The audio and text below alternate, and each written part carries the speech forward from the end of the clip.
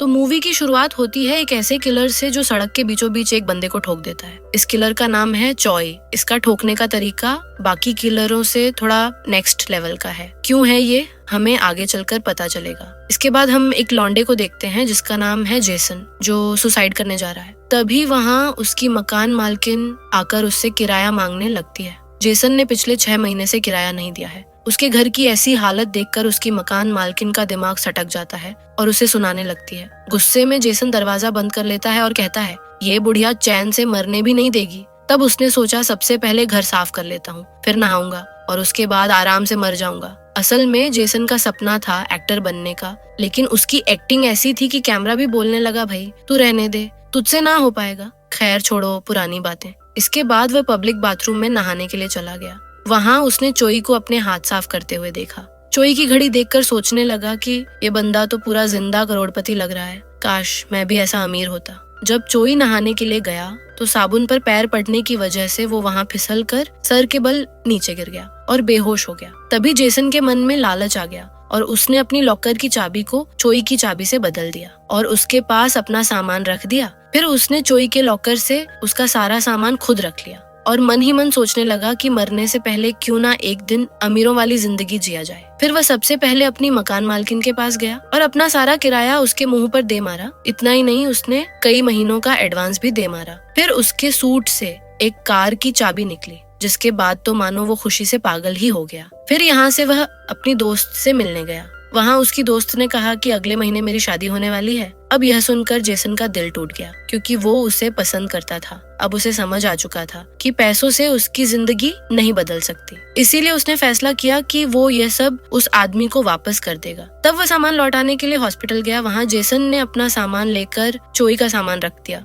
लेकिन तभी चोई को होश आ गया और उसने जेसन से कहा कि हॉस्पिटल वालों ने मेरा नाम जेसन बताया है, क्या तुम मुझसे मिलने आए हो और क्या तुम मेरे बारे में जानते हो, क्योंकि मुझे कुछ याद नहीं है, मेरी याददाश्त जा चुकी है। अब यहाँ जेसन ने सच्चाई बताने की जगह यह कह दिया कि मैं तुम्हें नहीं जानता, जिसके बाद वह फिर से चोई का सामान लेकर चला गया। इसके बाद जब चोई को डिस्चार्ज किया गया तो उसके पास इतने भी पैसे नहीं थे कि वह अपनी फीस भर सके। तब वहाँ यह लीना नाम की लड़की चोई का हालचाल पूछने के लिए आई। उसने चोई को बताया कि मैं ही तुम्हें हॉस्पिटल लेकर आई थी। अब यह सुनने के बाद चोई ने उस लड़की से कहा कि प्लीज तुम मुझे कुछ पैसे उधार दे दो, मैं अपने घर से पैसे लाकर तुम्हें दे दूंगा। तब लीना ने उसकी पेमेंट कर दी, लेकिन वह भी चोई के साथ उसके घर जाने लगी ताकि चोई उसके पैसे लेकर भाग ना जाए। जब लीना ने चोई की उम्र पूछी तो चोई ने अपने डॉक्यूमेंट में देखकर बताया कि मैं 32 साल का हूँ, जिस पर लीना कहने लगी फिर तो हम एक ही उम्र के हैं। लेकिन चोई को अपनी शक्ल देखकर नहीं लगता था कि वह इतनी कम उम्र का है। इधर जेसन सोच रहा था कि जब किस्मत ही उसे ये सब देना चाहती है तो उसे ले लेना चाहिए, इसमें उसकी कोई गलती नहीं है। जिसके बाद वह चोई के घर चला गया। वह अपार्टमेंट जेसन की सोच से भी बड़ा था। उसने अपनी पूरी जिंदगी में इतनी आलीशान चीजें नहीं देखी थी। खैर इधर चोई जब अपने घर पहुंचा,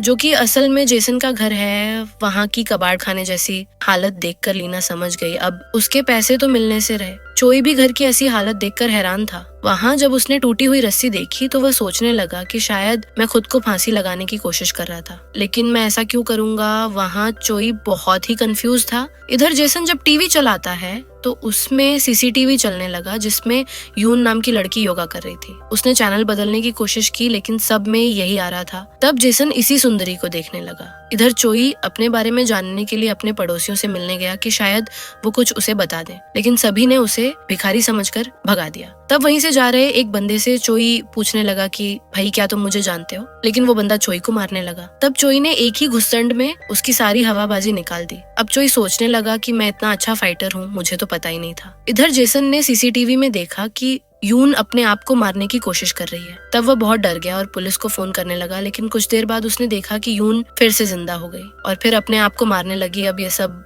हो क्या रहा है, ना तो जेसन को समझ आ रहा है और ना ही हमें। इधर लीना जब चोई से मिलने आई तो उसने देखा कि चोई ने सारा घर साफ कर दिया है। चोई ने उसे बताया कि अपने बारे में मुझे जो कुछ भी पता चला है वह मैं इस डायरी में लिख रहा हूँ, और अभी मुझे यह पता चला है कि मैं चाकू बहुत अच्छी चलाता हूँ। अब ये सुनते ही लीना उसे अपने घर ले गई, जहाँ उसकी मॉम घर में ही एक रेस्टोरेंट चलाती थी। उसने अपनी मॉम से कहा कि ये खाना बहुत अच्छा बनाता है, हम इसे काम पर रख लेते हैं। लीना ने ऐसा इसलिए किया ताकि उसके पैसे वसूल हो जाएं। इधर जेसन ने जब घर में छानबीन की तो उसे बहुत सारे पैसे मिले। चले, जिसके बाद तो उसने अंधाधुंध पैसे खर्च करने शुरू कर दिए। फिर वहीं जेसन को एक खुफिया कमरा मिला जिसमें तरह तरह के हथियार थे, नकली आईडी, नकली पासपोर्ट थे। वहीं उसने स्क्रीन पर यून को देख लिया। वहाँ जेसन ने दीवार पर लिखे चोई के प्लान को पढ़ा, जिससे उसे लगने लगा कि चोई एक पुलिस वाला है और इस लड़की की जान बचाने के लिए उसे इस पर नजर रखने का काम सौंपा गया है। तब उसे याद आया कि चोई की तो याददाश्त चली गई है, इसीलिए अब मुझे ही इस लड़की की जान बचानी पड़ेगी। जेसन को यह भी पता चला कि ये लड़की इसी बिल्डिंग के किसी अपार्टमेंट में रहती है, इसलिए वह हर अपार्टमेंट में जाकर चेक करने लगा, लेकिन वह उसे नहीं ढूंढ पाया। फिर उसने सीसीटीवी में देखा कि वो लड़की फिर से मरने लगी और उसके गिरने की आवाज जेसन को भी सुनाई दे रही थी, जिससे वह समझ गया कि वह ऊपर वाले अपार्टमेंट में रहती है। फिर वो उससे जान पहचान बढ़ाने के लिए मिलने चला गया। इधर चोई अब इस रेस्टोरेंट का मेन शेफ बन चुका है। वह इतना अच्छा खाना बनाता है कि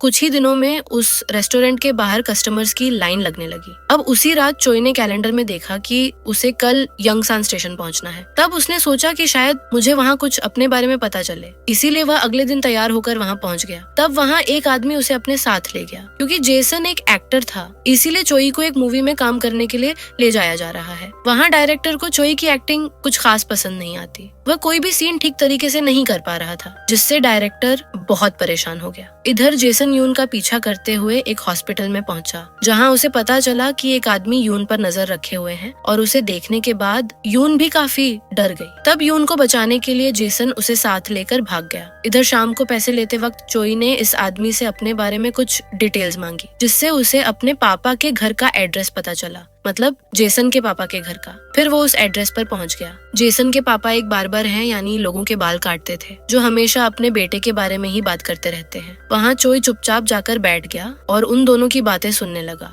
जहाँ उसे पता चला कि उसके पापा का सपना है कि जेसन एक बहुत बड़ा एक्टर बने, लेकिन अभी तक वो कुछ नहीं उखाड़ पाया। पर उसके पापा को लगता है कि मेरा बेटा एक दिन बहुत बड़ा एक्टर बनेगा। अब ये सुनने के बाद चोई ने ठान लिया कि वह मेहनत करके एक दिन बड़ा एक्टर बनेगा। इधर यून कुछ सामान पैक करके थर्सडे के दिन बाहर किसी से मिलने गई, लेकिन जिससे वह मिलने गई वह वहाँ आया ही नहीं। फिर यून ने सोचा कि शायद उसने अगले थर्सडे का बोला होगा। इधर चोई अपना एक्टिंग ट्रेनिंग प्लान तैयार करता है और अपनी एक्टिंग स्किल्स को सुधारने के लिए मेहनत करने लगा, जैसे कि अपने डायलॉग्स को सुधारना, अपनी फिटनेस का ध्यान रखना। अब एक दिन चोई को एक फाइटिंग सीन में काम मिल गया। उसे लीड एक्टर के बॉडीगार्ड का रोल मिला था, जहां वह अपने कैरेक्टर में इतना चला गया कि हीरो के एक्शन सीन भी वो खुद ही करने लगा। तब हीरो कहने लगा, मैं क्या यहाँ झक मराने आया हूँ। अब उसके एक्शन से खुश होकर डायरेक्टर ने उसे हीरो के राइट हैंड का रोल दे दिया। जहाँ ओवर एक्टिंग के 50 रुपए काटने के वजह डायरेक्टर ने पहले ही टेक में सीन को फाइनल कर दिया, जिसके बाद धीरे धीरे चोई दिन दोगुनी और रात चौगुनी तरक्की करने लगा, यहाँ तक कि लोग भी उसे जानने लगे। इधर जेसन और यून की पहचान भी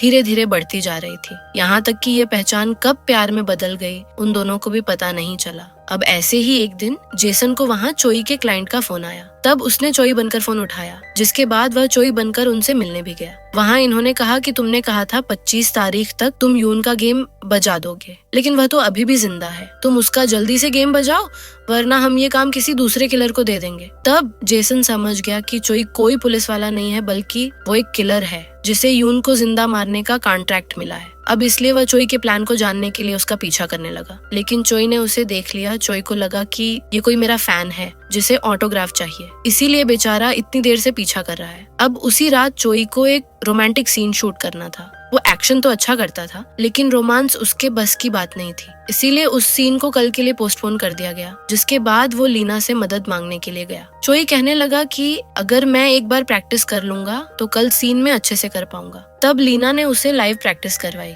जिसके बाद तो उसने इतनी अच्छी एक्टिंग की कि डायरेक्टर कट बोलना ही भूल गया। इधर यून एक बार फिर किसी के आने का इंतजार कर रही थी। तभी वहाँ जेसन आ गया और उससे कहने लगा कि तुम जिसका इंतजार कर रही हो वह अब कभी नहीं आएगा, बल्कि तुम उसे देखते ही भाग जाना। असल में वह चोई के बारे में बता रहा है। यहाँ उसने यून से झूठ भी बोला कि मैं एक पुलिस वाला हूँ और मैं तुम्हारी सुरक्षा करूंगा मरते दम तक। इधर इन लोगों को जब पता चला कि यून अभी भी जिंदा है, बल्कि अब तो उसका एक बॉयफ्रेंड भी है, तब इनके बॉस ने कहा कि तुम्हारे पास एक आखिरी मौका है, किसी दूसरे किलर को हायर करो और यून का जल्दी से काम तमाम करो, साथ में उसके बॉयफ्रेंड का भी। फिर सब बैठकर सोचने लगे कि इस बार यह काम किस किलर को दिया जाए। तब इन्होंने सब किलरों को मैसेज कर दिया कि जो पहले आएगा ये काम उसी उसी को दिया जाएगा। लेकिन चोई ने इतना बड़ा नेटवर्क फैला रखा था कि ये सारे मैसेज उसी के फोन पे गए। इधर चोई आज लीना की फैमिली के साथ पिकनिक पर गया है। ये सभी यहाँ बहुत एंजॉय करते हैं। चोई के लिए तो यह बहुत ही अच्छा दिन था। अब वहाँ से लौटते वक्त बारिश होने लगी और रेडियो में वही गाना बज रहा था जो चोई अक्सर सुनता था। जिसके बाद चोई को सब याद आ गया और वह तुरंत अपने घर गया। वहाँ उसने फोन पर यून को मारने के नए कॉन्ट्रैक्ट देखे तो उसने तुरंत सीसीटीवी में देखा और उसे पता चला कि यून और जेसन दोनों साथ में कहीं बाहर जा रहे हैं। तब उनका पीछा करते हुए चोई वहाँ पहुँच गया। चोई को देखकर जेसन बहुत डर गया और वह यून से वहाँ से भागने के लिए कहने लगा।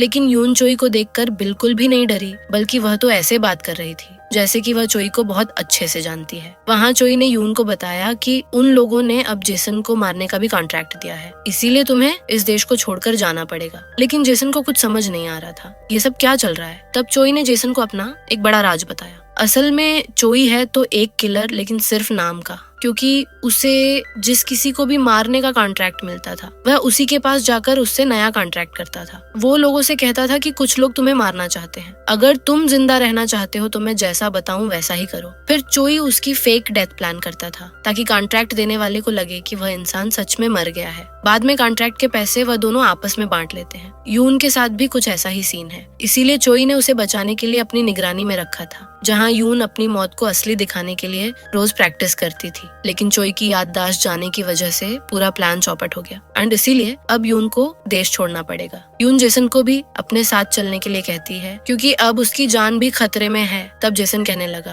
कि तुम मेरी चिंता मत करो, मैं तो वैसे भी टपकने वाला था, मेरे आगे पीछे रोने वाला कोई भी नहीं है। तब चोई ने उससे कहा ऐसा नहीं है, मैं तुम्हारे पापा से मिला था, वो तुम्हें एक बड़ा एक्टर बनते हुए देखना चाहते हैं, इसीलिए तुम्हें जिंदा रहना होगा। अब इसके बाद चोई इन दोनों को बचाने के लिए प्लान बनाता है। चोई इन लोगों को फोन करके कहता है कि कल तुम्हारा काम हो जाएगा। फिर वो यून एंड जेसन को समझाता है कि तुम्हें अपनी जिंदगी बचाने के लिए कल बहुत अच्छी एक्टिंग करनी पड़ेगी, क्योंकि अगर ऐसा नहीं किया तो वह लोग किसी दूसरे किलर से तुम्हें असली में ठुकवा देंगे। फिर इसके बाद चोई घर जाकर लीना से कहता है कि मैं अब एक्टिंग नहीं करूंगा क्योंकि मुझे सब याद आ गया है, इसीलिए मैं यहाँ से हमेशा के लिए जा रहा हूँ और जो तुम मेरे बारे में सोचती हो वह सब गलत है। अब अचानक यह सुनने के बाद लीना रोने लगी क्योंकि वो चोई से प्यार करने लगी थी, जिसके बाद वो नाराज होकर वहाँ से चली गई। तभी लीना ने देखा कि चोई एक कार से कहीं जा रहा है। ये देखकर लीना हैरान हो गई कि चोई अभी तक तो मेरे टुकड़ों पर पल रहा था और अचानक से उसके पास इतनी महंगी कार कहाँ से आ गई। लीना को ये बात हजम नहीं हुई, इसीलिए वह चोई का पीछा करने लगी। इधर ये लोग इंतजार कर रहे थे कि कब उन्हें यून की मौत का तमाशा देखने को मिलेगा। तभी वहाँ जेसन यून को लेकर आता है और सबके सामने यून को चाकू मार देता है। यून भी मरने की अच्छी एक्टिंग कर रही थी। तभी वहाँ चोई भी आ गया और जेसन को पीटने की